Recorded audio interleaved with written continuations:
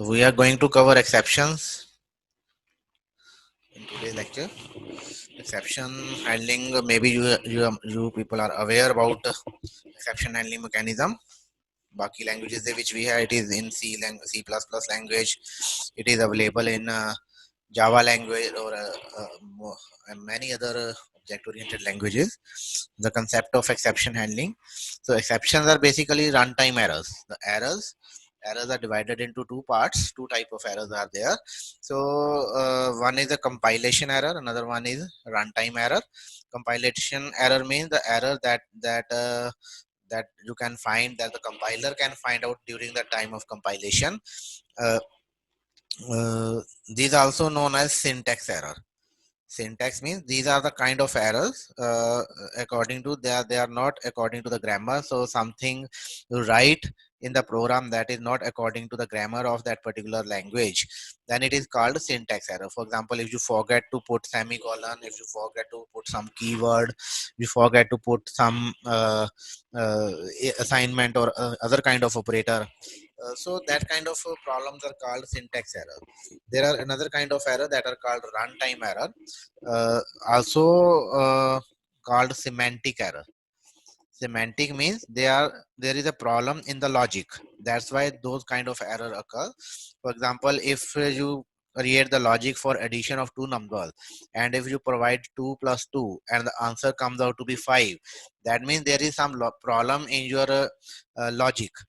So otherwise program is compiled and it is executing, but it is not producing the correct answer. So this means there is some problem in your logic. So that kind of problems are called semantic problem.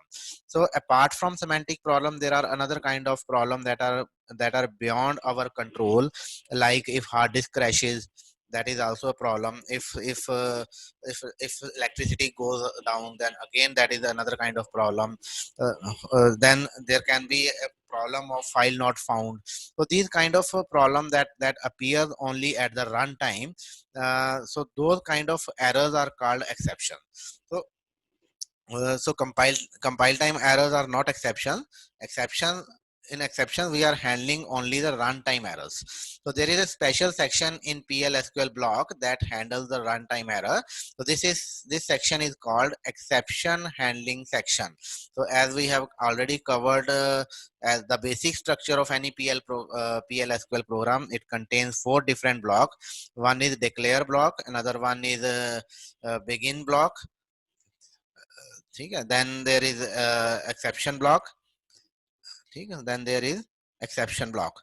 Okay, so exception block is a part of your PL/SQL program. So you can define this particular block for exception handling. This is optional part. You can write it and you can omit it. So up to now, whatever the program we have covered, we have not used any of the exception handling mechanism. But now onward, you can also use exception handling mechanism in your program. So exception handling section allows the programmer to specify what action should be taken when a specific exception occurs. So uh, it allows you to specify the action so that your program should not be terminated abruptly.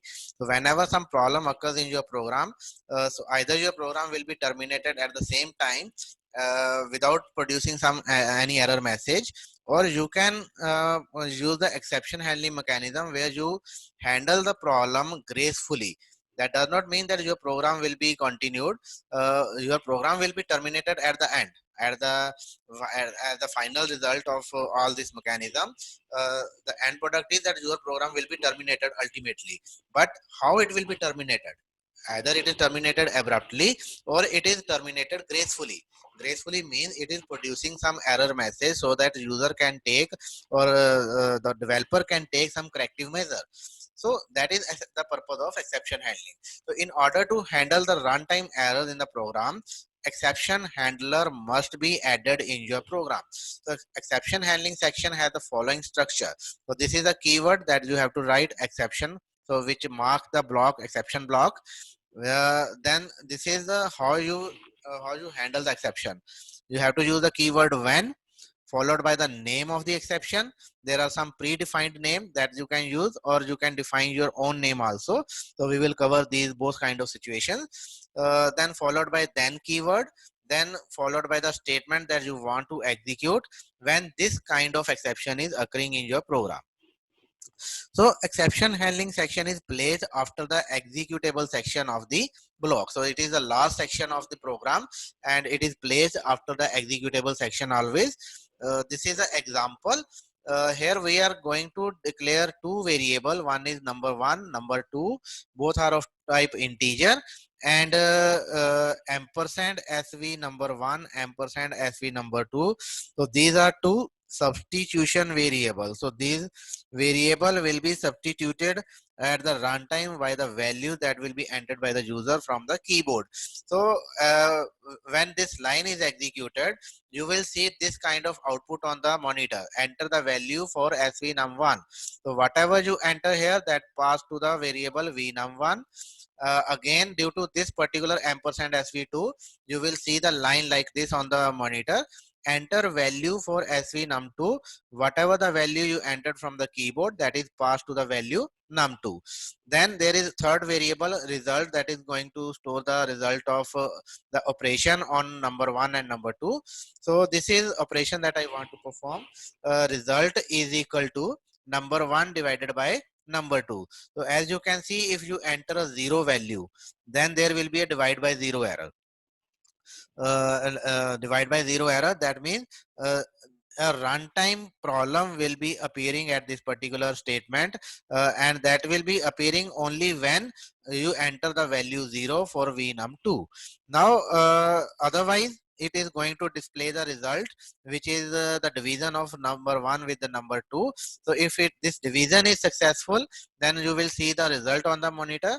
Otherwise, if some exception raised here, then your control is transferred from this line into the exception block, where you are checking whether the corresponding, there are different kind of exception, this different kind of problem can occur. So now your program is checking whether what kind of problem you are handling. So you are handling zero divide problem. So this is a named exception.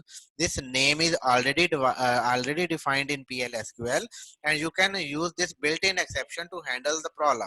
So you write when is a keyword followed by a name of the exception that you want to handle. Then is again keyword. When this exception occurs, then you have to print that problem on the monitor. So you will use dbms output dot put line, a number cannot be divided by zero. So this message will be appearing on the screen as you can see here. So this is what is on the screen. So on the screen, first of all, you will see the statement for getting the value of first variable, statement for getting the value of second variable. Then you will see the message that number cannot be divided by zero, which is due to this particular line, and this line is handled because when zero divide exception occur, exception is thrown into the exception block where it is caught. So this is the catch mechanism basically. In other, as it is similar to other languages. So I am catching the zero divide exception. So this line will be appearing on the monitor, and after that you will see this statement, PL SQL procedure successfully completed. So your program is terminated after executing this particular line.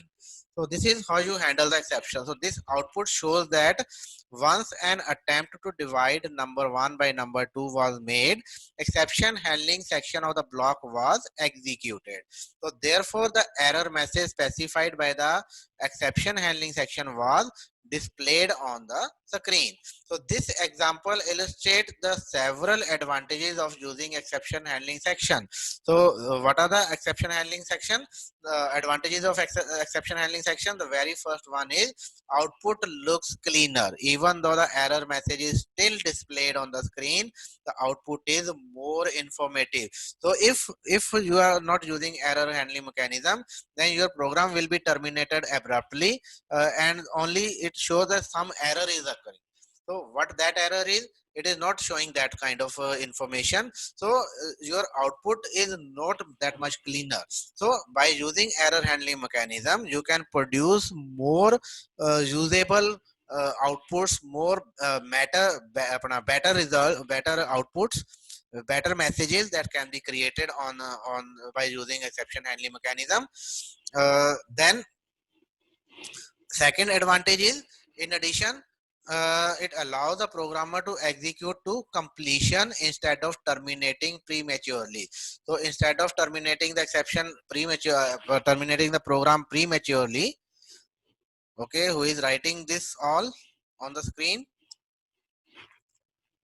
It is very strange. First time I am looking this kind of behavior.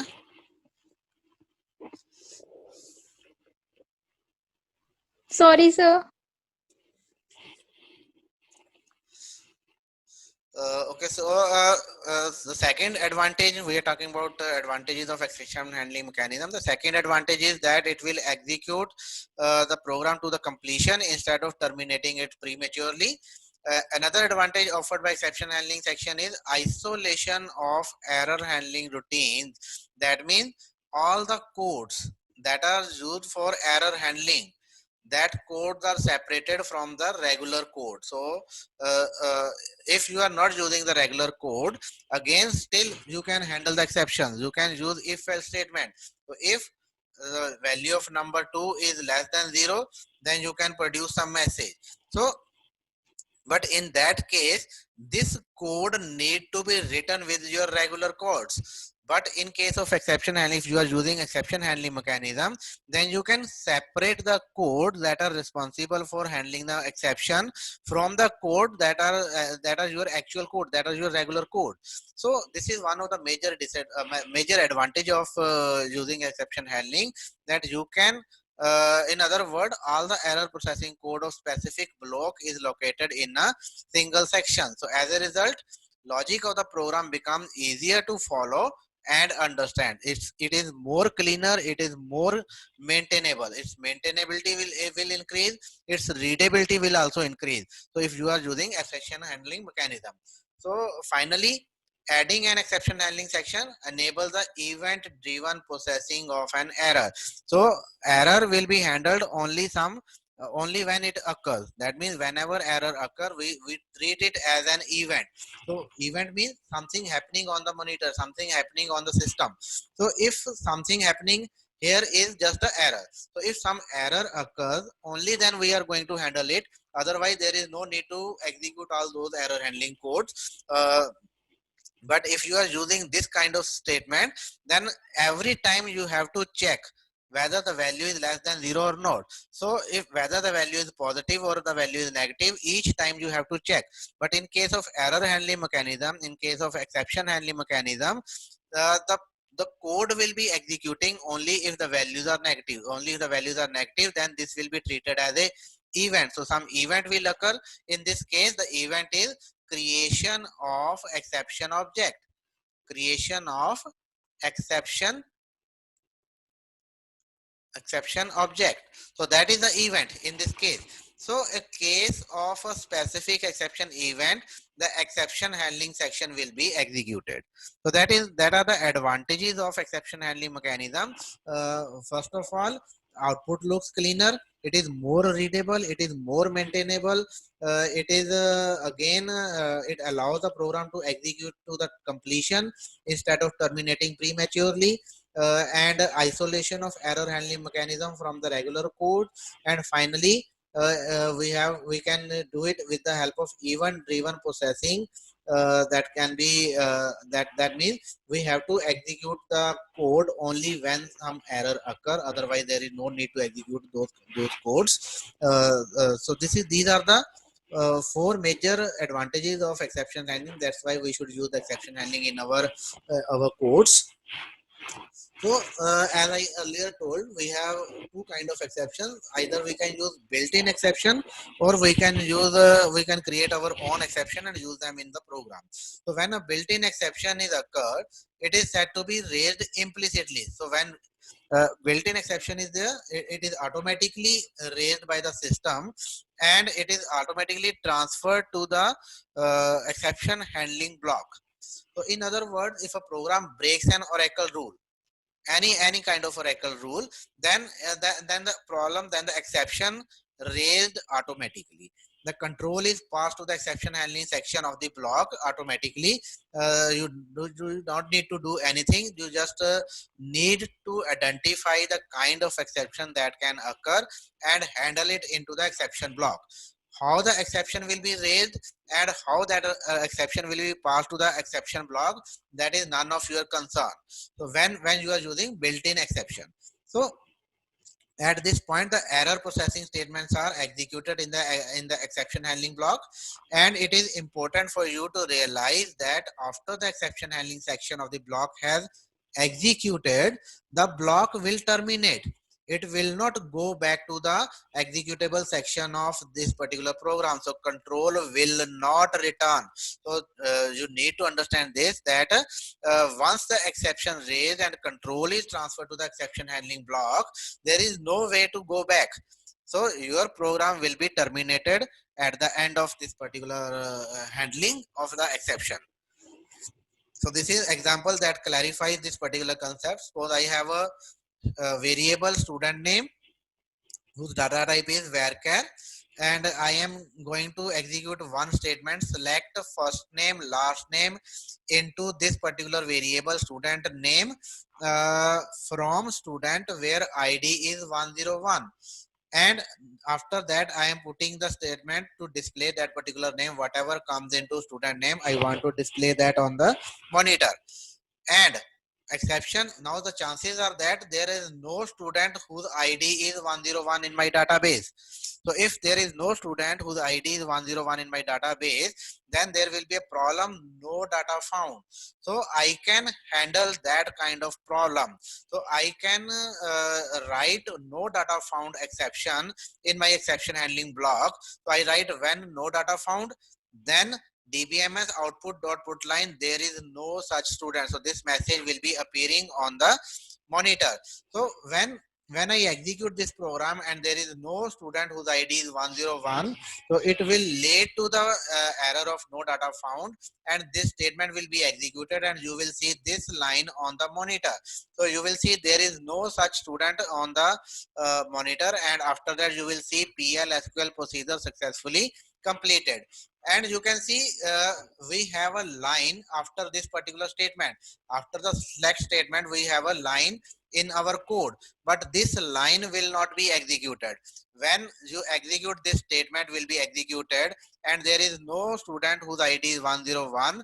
At that time exception is raised and the control is transferred from this block to exception block, and whatever left behind, whatever the lines left behind, they will not be executed before, because after executing this line your program is not going to go back into the main execution section. So this kind of behavior will not be there. So as a result, control passes to the exception handling section and the error message will be displayed on the screen. So even though there is a output line statement right after the select statement, it will not be executed because control has been transferred to the exception handling section.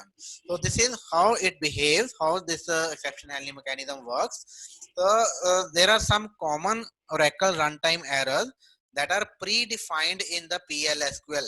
So as an exception, one of the examples that we have just covered, no data found. This is one of the predefined exception that you can use in your program. This exception is raised when the select into statement, which makes no calls to group functions such as sum or count, does not return any row. So if your SQL statement does not return any row, then this problem occurs, this exception occurs, and it will be raised automatically. So if you are handling, you have an exception handling block and you are handling this particular problem, then you will see the message whatever you want to display using this particular exception. So for example, if you issue select into statement and there where student ID is equal to 101, and if there is no record with the student ID 101, then no data found exception will be raised. Then another kind of predefined exception is too many rows. So as we know, select into statement, select into can return only a single row. So if your program is returning more than one row as a result of select into statement, then again you will get too many rows error. So because in select into statement, it is expected that only single row will be returned. So if your statement is returning more than one row, again it will be a error for the system, and too many rows exception is to be raised. And for example, if you select this particular statement, select into statement against student table for a specified pin code. If you specify a pin code, like for example 147,001, so there may be the chances that there are a number of students that belong to that particular pin code. So as a result, you can get the table which has too many rows. So in this way you can find out, in this way you can get the error here. So uh, similarly, we have zero divide error that we have already covered. We have login denied error that is a part of Oracle. So if you try to log in on a Oracle with invalid username or password, then this kind of exception will occur that you can handle in your program. Similarly, we have program error. So this exception is raised when PL/SQL program has some internal problem. It can be any kind of problem. So it is a generic one. So you can use this kind of handling mechanism, this kind of error in your handling mechanism if you don't know much about the kind of error. Similarly, value error. So this exception is raised when the conversion or size mismatch. For example, you select a student last name into a variable which is defined as varchar 5. So you are specifying only the 5 location, 5 characters for the last name, but somehow if from your database, if it is returned the value which is more than 5 character, then it will be a value error exception. So value error exception will be raised at that particular time. So similarly, duplicate value on index, this is another kind of exception. So raised when a program tries to store a duplicate value in the column or column that have a unique index defined on them. So if you have put a constraint on the column that column must have only unique values, and you try to insert the value that is already existing, then this kind of error will be, this kind of exception will be raised by the Oracle system, and you can handle this exception in your program. uh, Similarly, you can handle the multiple exceptions. Sometime in my program, in a single program, there are chances that 3 or 4 kind of exception can occur. So we can have divide by zero error, we can have too many rows error at the in the same program. So PLSQL contains an exception handler with a single exception, zero divide, that we have already covered. So more often you need to specify different action that must be taken when a particular exception is raised. So you can define the multiple exceptions also. So this is an example. For example, I have a student ID and enrolled, which is a Boolean variable, no or yes. And in the DBMS output line, check if the student is enrolled, select yes into V enrolled from enrollment, where student ID is this one, and after that I will put the whatever the information coming from the query, I will display that information on the monitor. Okay, now what kind of problem can occur in this particular query? One of the problem is that student ID may not exist. If student ID may not exist, then what can happen? Then we get no data found exception. Apart from that, there are the chances that it will return more than one rows. If it will return more than one row, then there is another kind of exception, too many rows. So we can handle all different kind of exception that can occur due to the execution of any of the statement. So we can write like this: when no data found, then we will display this message. When too many rows, then we will display this message. In the similar way, we can handle more exception. So you can write as many exception handler as much you want according to your requirement. So this is how you can specify the multiple exception handler. Beside, we have another special keyword, that is others. Others is also the keyword that is used for handling any kind of exception. So it is a top level exception, you can say. So we have seen example of exception handling section that have particular exceptions such as no data found or zero divide. But however, you cannot always predict beforehand what exception might be raised by your PLSQL block. So in that case, there is a special exception that is called others. So others can be used to handle any kind of exception that can occur through the Oracle system or through your program. So any kind. So it is basically the parent. It is the father of all kind of exception, you can say. So all predefined Oracle errors can be handled with the help of others handler, but it is very generic one. For example, this is the statement, this is the program that demonstrates the working of others keyword. So instructor, you are getting instructor ID, instructor name. So select first name, last name into instructor name from instructor, where instructor ID is equal to V instructor ID and instructor name is V instructor name, that is whatever received by the query, you are displaying it on the monitor. Now we don't know what kind of error can occur here. There are the chances that no data found, there are the chances that user can enter some wrong value of instructor ID. So anything is possible. So we use others. So whatever happen here due to execution of this particular line, whatever the error occurs, it will always transfer to the exception handling block, and from the exception handling block, it is checking others. So other means it can handle any kind of error. And with others, I can display an error has occurred and then I will terminate my program. Because from others, I cannot identify what kind of problem it is, whether the problem is due to some no data found, or whether the problem is too many rows, or whether the problem is something else. So because I don't know the kind of problem, so I have to produce some generic error message. So generic error message I can display is only okay, some error has occurred.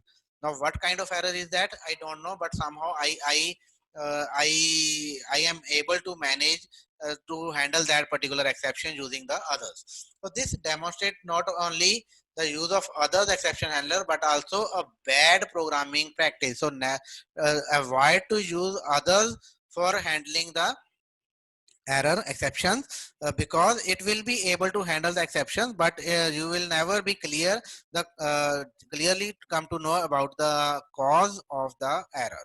So the exception others has been raised because there is no record in the instructor table for instructor ID 100. So but you get the message an error has occurred. So you will never get to know what is the reason of that particular problem. So with the others, you can handle any kind of exception, but it is not a good idea to use it as a exception handling mechanism. Then finally, we have a user defined exception. These are all the built-in exception. Now you can create your own exception also. Often in your program, you may need to handle problem that are specific to the program you write. For example, your program asks a user to enter a value for student ID. This value is then assigned to the variable student ID that is used later in the program. So generally you want a positive number for an ID, but by mistake, you cannot control the behavior of the user. User may enter some negative number. So if user may enter some negative number, then there it is no error, because the data type of any variable is number, and number includes positive number as well as negative number.